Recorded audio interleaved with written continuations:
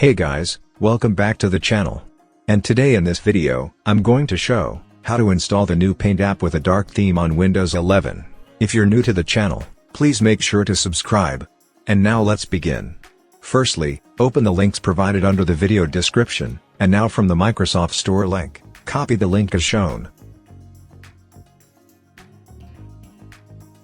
And then go to the other site, and now paste the copied link here and make sure that you choose the correct ring. And after that, click on tick. After it loads, download this file.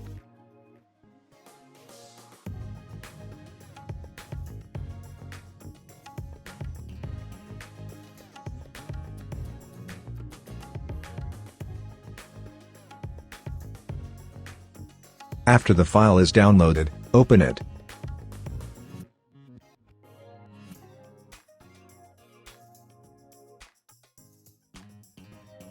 And now click on Update, to update the Paint app. Yeah, and after the update is done, you'll have the new Paint app, with the dark theme. So that was it. Hope it was useful. Consider like for the video, subscribe to the channel, and if you have any questions, just comment down below.